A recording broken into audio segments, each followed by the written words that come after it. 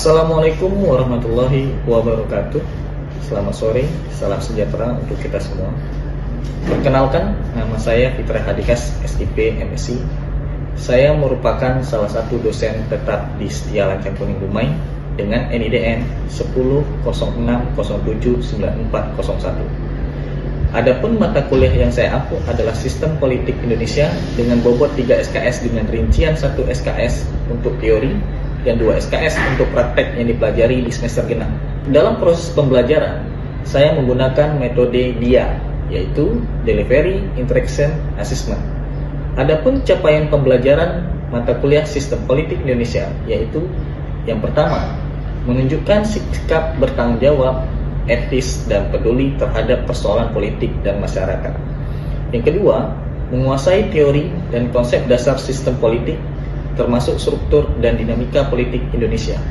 Yang ketiga, mampu menganalisis dan mengevaluasi fenomena politik secara ilmiah, baik melalui kajian teoritis maupun empirik.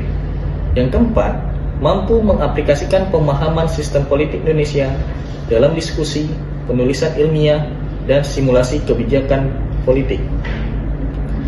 Dari hasil pembelajaran, mahasiswa diharapkan mahasiswa mampu menjelaskan konsep sistem politik Indonesia secara teoritis dan kontekstual. Yang kedua, mahasiswa mampu mengidentifikasi struktur, fungsi, dan peran lembaga-lembaga negara dalam sistem politik Indonesia. Yang ketiga, mahasiswa mampu menganalisis dinamika partai politik, pemilu, dan budaya politik dalam sistem demokrasi di Indonesia. Yang keempat, mahasiswa mampu mengevaluasi isu-isu politik kontemporer dengan pendekatan ilmiah dan argumentatif. Adapun kajian materi pembelajaran mata kuliah Sistem Politik Indonesia yaitu: yang pertama, pengantar sistem politik, konsep dan ruang lingkup. Yang kedua, struktur dan fungsi sistem politik. Yang ketiga, reformasi sistem kepartaian Indonesia dan partai politik. Yang keempat, sistem pemilu di Indonesia. Yang kelima, budaya politik digital dan partisipasi politik generasi muda. Yang keenam, demokrasi digital, disinformasi, dan AI dalam politik. Yang ketujuh, oligarki politik dan politik kartel di Indonesia. Yang kedelapan, politik identitas, polarisasi, dan kohesi sosial. Yang kesembilan, desentralisasi, otonomi daerah, dan kesenjangan regional. Yang kesepuluh, politik dan militer, netralitas dan politik keamanan. 11. Politik luar negeri, Indonesia, dan geopolitik baru. Yang ke-12, proyek akhir, simulasi politik atau cerita kasus. Adapun sistem pembelajaran yang saya lakukan adalah dengan melakukan perkenalan, membangun keakraban dosen dan mahasiswa. Yang kedua, saya melakukan brainstorming dengan harapan bisa menciptakan lingkungan yang kondusif, bebas, dan terbuka yang mendorong setiap manusia untuk berperan aktif. Selanjutnya, saya membahas kontrak perkuliahan yang mana ini adalah membuat kesepakatan bersama terkait proses perkuliahan berjalan termasuk topik pembelajaran dan tugas agar mendapatkan gambaran pelaksanaan perkuliahan selama 1 semester ke depan. Dalam diskusi, saya biasanya memotivasi mereka untuk belajar lebih fokus dan lebih giat dan lebih serius. Selanjutnya, saya akan mencoba mengetahui pemahaman masing-masing mahasiswa terkait proses pembelajaran melalui tugas, kuis, dan presentasi. Itulah gambaran dari pembelajaran mata kuliah Sistem Politik Indonesia. Adapun rujukan pembelajaran sebagai bukti strategi delivery proses penyampaian materi kemahasiswaan dengan menggunakan beberapa strategi, yaitu textbook, diantaranya buku karangan Miriam Mudiarjo 2021, Dasar-Dasar Ilmu Politik Jakarta Gramedia. Yang kedua, Jimli Asdiku 2022, Sistem Pemerintahan Indonesia, Presidential versus Parlementer Jakarta Konstitusi Press. Yang ketiga, Samsudin Haris 2020, Partai dan Pemilu dalam Negara Demokrasi Jakarta LP3S. Kemudian, media online digunakan untuk mencari topik yang menarik untuk dijadikan bahan diskusi terkait materi perkuliahan. Biasanya, di awal pertemuan dilakukan review pembelajaran yang mana fungsinya untuk mengingat kembali materi-materi pembelajaran sebelumnya. dan akan dilanjutkan materi-materi yang akan datang. Strategi kedua adalah dengan case method dan collaboration learning, dengan memberikan contoh kasus secara berkolaborasi terkait dengan masalah belajar serta pemberian kuis yang dapat didiskusikan agar mahasiswa lebih semangat dan semakin termotivasi dalam mempelajari materi pembelajaran. Selanjutnya, dalam perkuliahan saya juga menggunakan saluran komunikasi. Yang saya gunakan yang pertama, menggunakan grup WhatsApp. Hal ini dilakukan untuk berinteraksi langsung dengan mahasiswa. Dalam menjelaskan hal-hal yang terkait dalam pembelajaran atau terkait kendala-kendala selama proses perkuliahan, pelaksanaan asesmen dalam pembelajaran. Dalam proses ini bagaimana cara saya melakukan evaluasi penilaian terhadap mahasiswa. Di awal pertemuan, saya menjelaskan bobot penilaian dari mata kuliah ini yaitu partisipatif 20%, proyek 30%, tugas 10%, kuis 10%, UTS 15%, UAS 15%. Selanjutnya saya akan menampilkan proses pembelajaran saya di kelas dengan mata kuliah Sistem Politik Indonesia secara tatap muka. Selamat menyaksikan.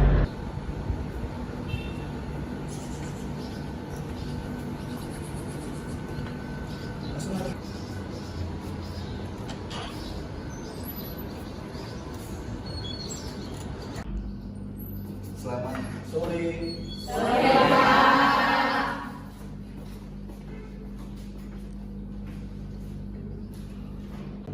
Assalamualaikum warahmatullahi wabarakatuh. Waalaikumsalam warahmatullahi wabarakatuh. Selamat sore semuanya. Sore Pak. Apa kabar hari ini? Alhamdulillah luar biasa. Allahu Akbar. Semoga saya mendoakan semua keadaan dalam sehat walafiat, dan di awal permulaan perkuliahan hari ini kita diberikan semangat yang cukup kuat. Oke, untuk hari ini saya ingin mau ngecek daftar kehadiran. Adapun nantinya saya sebelum memulai proses perkuliahan tolong diisi link absen yang saya kirimkan melalui LMS. Oke, itu disesuaikan nama dan NIM. Nah, sebelum kita memulai proses perkuliahan ini, saya minta untuk ketua kelas memimpin doa. Ya, sebelum dimulai kelas kita pada sore hari ini, mari kita berdoa menurut kepercayaan kita masing-masing. Berdoa dimulai.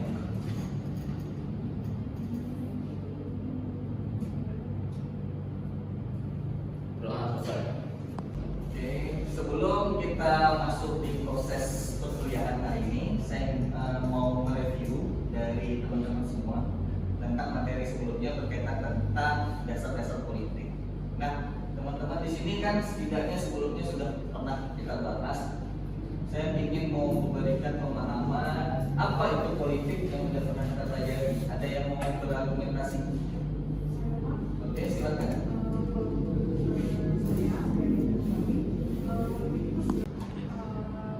Kalau dari saya Pak, berdasarkan yang sudah kita pelajari kemarin, menurut saya pribadi politik itu segala cara yang dilakukan dua orang atau lebih untuk mencapai segala sesuatu.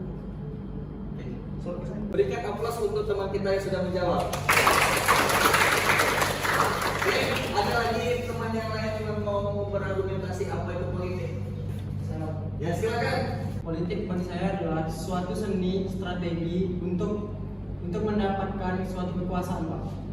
Berikan aplaus lagi untuk teman kita yang sudah menjawab. Oke, dari pemaparan dari teman-teman yang sudah menyampaikan argumentasi sudah cukup baik ya. Jadi saya harapkan untuk materi selanjutnya kita bakal membahas tentang apa itu sistem politik Indonesia. Nah, saya ingin teman-teman memperhatikan dari awal proses pembelajaran sampai di akhir perkuliahan apa itu sistem politik Indonesia. Jadi hari ini kita bakal membahas apa itu sistem politik Indonesia. Nah, teman-teman pasti nggak asing dong tentang apa itu sistem politik. Apa itu sistem? Ada yang bisa memberikan argumentasi? Enggak, saya. Ya. Yang menurut saya, pandangan saya terhadap sistem itu adalah bagian-bagian yang saling terhubung dan saling terstruktur. Oke, selain tadi dari teman kita ini, ada lagi yang mau berargumentasi tentang apa itu sistem politik? Silakan. Sistem adalah suatu elemen atau komponen atau variabel yang saling berinteraksi atau terorganisasi yang saling bekerja sama untuk mencapai suatu tujuan. Nah, dari jawaban dari teman-teman itu sudah baik ya. Jadi bahwasanya sistem adalah satu kesatuan yang saling berhubungan satu sama lain. Ya kan? Nah, di sini kalau kita kaitkan tentang pembelajaran politik, bahwasanya sistem politik itu adalah satu kesatuan yang saling berhubungan dan mempunyai fungsi masing-masing setiap lembaga negara untuk mencapai sebuah tujuan. Nah, di dalam sistem politik itu ada berbagai macam lembaga. Ada lembaga eksekutif, legislatif, dan yudikatif. Nah, setiap fungsi lembaga negara ini mempunyai fungsi yang berbeda-beda, tetapi mempunyai sebuah tujuan negara yang sama, tertera pada pembukaan Undang-Undang Dasar di alinea keempat. Oke. Nah, di sini saya ingin bertanya, ada yang ditanyakan sekiranya tentang materi yang saya sampaikan? Izin Pak, saya bertanya, apa yang dimaksud dengan eksekutif, legislatif, yudikatif, dan apa hubungan antara ketiga tersebut, Pak? Oke, terima kasih atas pertanyaan yang telah diberikan. Ya, cukup bagus pertanyaannya. Bahwasanya eksekutif adalah pelaksana, ya kan? Dan sedangkan legislatif adalah pembuat peraturan perundang-undangan, pengawasan, dan punya fungsi anggaran. Nah, sedangkan yudikatif dia adalah lembaga untuk mengadili sebuah hal keputusan untuk lembaga peradilan. Salah satu lembaga peradilan yang ada di negara kita yaitu Mahkamah Agung, Mahkamah Konstitusi, dan Komisi Yudisial, dan mempunyai fungsi yang berbeda-beda. Oke, sampai di sini paham? Oke, sampai di sini ada yang perlu ditanyakan kembali tentang materi yang telah saya sampaikan? Sudah cukup dimengerti? Oke, pada hari ini kita ketahui bahwasanya sistem politik Indonesia ini adalah satu kesatuan yang saling berhubungan satu sama lain yang mempunyai fungsi berbeda-beda. Di lembaga negara ini mempunyai fungsi, salah satu lembaga eksekutif sebagai pelaksana, ya salah satunya yaitu presiden, gubernur, bupati. Nah, sedangkan di legislatif salah satu contoh yaitu adalah DPR RI, DPR provinsi, dan DPRD kabupaten tingkat kota. Nah, sedangkan di yudikatif sendiri itu ada salah satu lembaga, contohnya itu Mahkamah Agung, Komisi Yudisial, dan Mahkamah Konstitusi. Nah, ini adalah lembaga-lembaga tertinggi yang mempunyai fungsi yang berbeda-beda. Oke, sampai di sini sudah dimengerti? Dari materi yang saya sampaikan, saya harap mahasiswa saya sebagai kaum intelektual, kalau misalkan kita nantinya masuk ke ranah politik, jangan serta-merta mentah-mentah kalian mendapatkan informasi sebegitu aja. Nah, kita perlu namanya sebagai mahasiswa perlu menganalisis dan mengkaji tentang apa yang disampaikan oleh pemerintah. Jadi kita kaum intelektual ini harus kritis dan tanggap dan respon terhadap apa isu-isu permasalahan yang ada di sekitar kita. Oke, untuk memperdalam materi hari ini, saya ingin memberikan tugas untuk di rumah. Salah satu tugas bagaimana kalian membuat sebuah artikel tentang isu-isu permasalahan yang lagi akan dibicarakan, agar nantinya materi yang nanti di pertemuan selanjutnya bisa dipahami dengan baik. Oke, sampai di sini sudah cukup dimengerti? Oke, sampailah di akhir materi hari ini. Saya harap teman-teman bisa membaca di rumah untuk materi-materi selanjutnya. Nanti sekiranya bisa membuat pertanyaan-pertanyaan untuk pertemuan selanjutnya. Nah, saya tutup di pertemuan hari ini. Apabila ada kekurangan saya mohon maaf. Wabillahi taufiq wal hidayah. Assalamualaikum warahmatullahi wabarakatuh. Waalaikumsalam warahmatullahi wabarakatuh. Terima kasih, Pak. Sama-sama. Demikianlah video pembelajaran ini saya persembahkan dan unjuk karya PDD UKT PT dalam memenuhi sertifikasi dosen tahun 2025. Semoga bermanfaat untuk mahasiswa dan umumnya masyarakat. Wassalamualaikum warahmatullahi wabarakatuh.